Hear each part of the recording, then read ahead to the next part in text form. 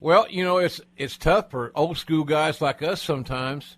It is for me. I'm with you. But I just think it's a sign of the times. I don't think there's not a trend that can be reversed, I don't believe. I'm not sure what direction the business is heading. I hope it's good because I've still got a stake in it, and I want to make it good, my end, as best I can. But, boy, it's an adventure, Corny, as to how the business is going to be received and supported by the fan base that currently are there. As they get older, are they changing or more cynical, or do they disappear?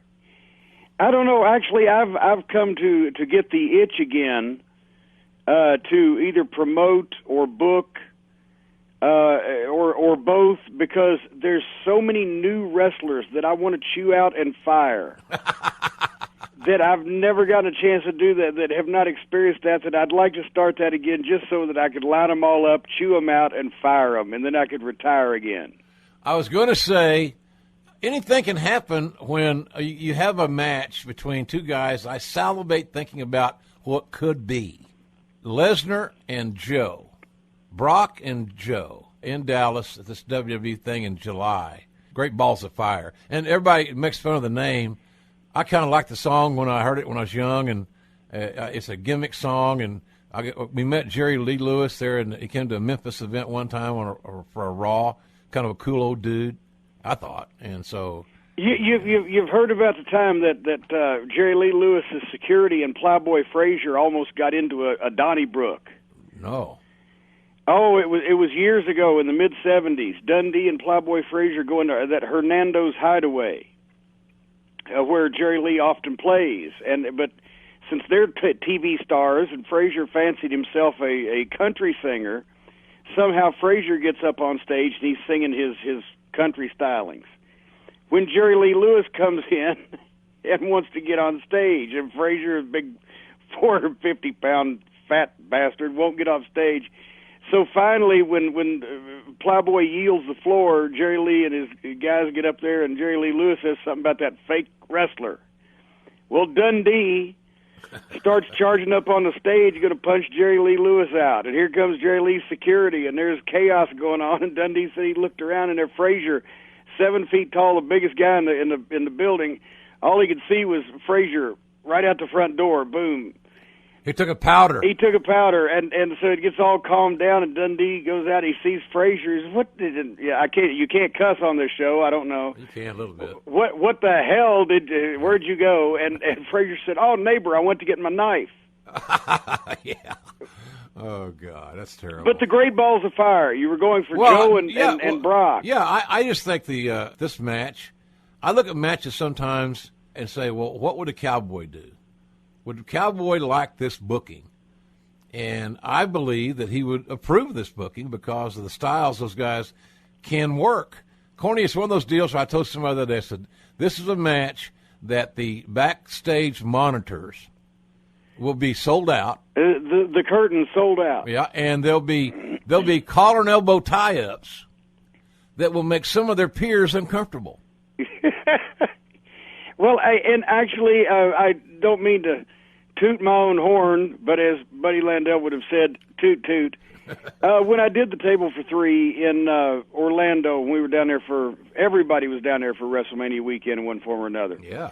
And Michael Hayes asked for a prediction of a WrestleMania match that I'd like to see for next year. I named Samoa Joe, Brock Lesnar in a submission match where one guy, basically the ultimate match between these guys. I assume there would have been a program beforehand. That's the way I would do it. Maybe they don't do it these days like that. Mm-hmm. But that would be the big blow-off between Brock and Joe submission match. Maybe this is a start in that direction. They can send me my check for the creative consulting at the usual location.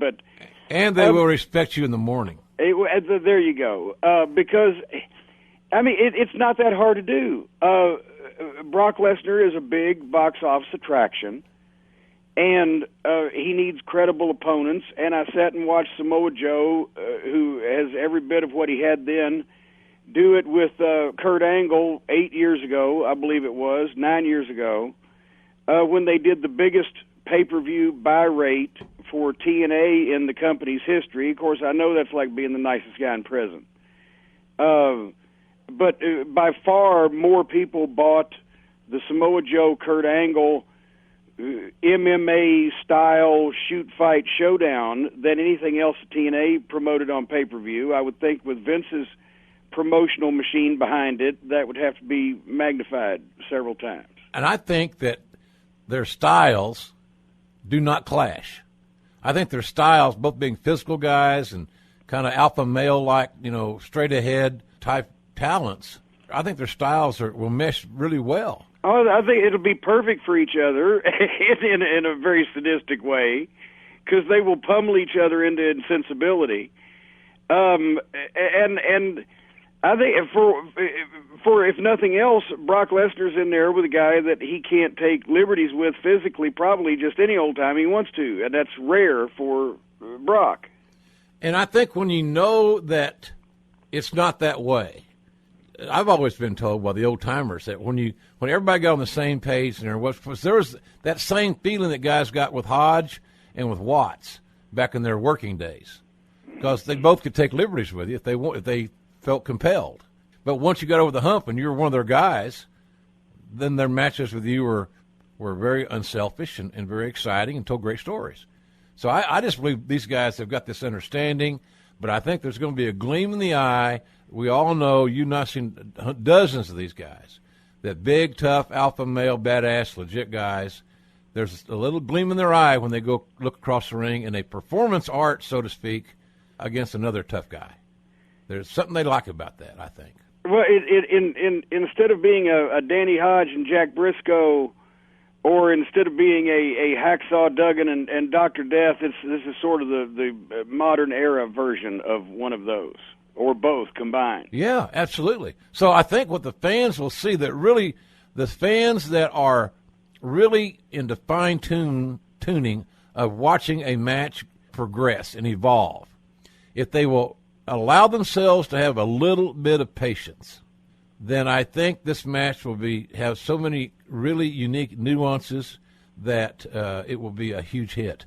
I made this point, Corny. The first night they had their confrontation, Samoa Joe was the first guy that I ever saw block a double leg takedown. Brock ran at him, lunged, was down low, looking to pick up both legs and take Joe down. In that initial confrontation, that preceded the big pull apart, and Joe sprawled, and Brock didn't finish the move. It was never mentioned. Oh, Jesus Christ! How could they avoid that? And I don't know if it was even a spot called. I don't know that it might not have been instinctive, because it was at the very, very beginning of the physicality. So it wasn't the key finishing moment or anything like that. It was just boom. And I just think it was an instinctive thing. Brock was going to take down Joe, then we'll go from there. But then you never know. What if Brock's thinking in his mind, well, I think I'll just take his ass down just so let him know that I can. And then maybe Joe's thinking, he's going to try to take me down, and I'm going to show him that he can't. And that makes great drama that's real. I love that. I'm thinking the match is going to be good, and I hope they have a good, strong conclusion. Some fans today, isn't it funny that fans today, do you think that the audience today, Corny, is too sophisticated in their own mind that they won't buy a count out? Oh, good heavens! I know, or a disqualification if it's not just we just pitched him over the top rope. Let's get out of it that way. But if it's something good, for heaven's sake. Once again, the difference in the modern generation of fan versus 20 or 30 years ago is if you left the building and the good guy had won by disqualification, you were over the moon about it. He could have won the crummiest match you ever saw, but as long as he won, you were happy. But the heel could have won the greatest match ever, and you'd be pissed. And I think that we've lost something when we lost all that. Sounds like to me, and every wrestling show I listen to pretty much has this soundtrack that tells me a lot of interesting background information, but at the wrong time. It's almost as if the announcers have become desynthesized about what they're seeing. It's not all of them. I'm not speaking in general, but a lot of them. It's a job now, and to some of them. And for a lot of us, that when we did commentary, I looked at that as one of the coolest things in the world, and I didn't really look at it as a punch my clock job. And I don't hear that now. I guess that's the better way. I don't hear that now. Maybe they might still be so nervous trying to figure out whether they're going to do a good job or not that they can't relax and do a good job. Might be, but also it might be a trend that, again, we're on the super information overload highway.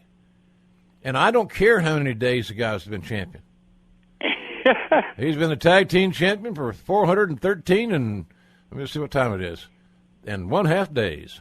I don't give a shit. If you can't, it's like forcing a screen door on a submarine. If you can't just kind of refer to something naturally in the course of what's going on, it's sometimes better to leave it out.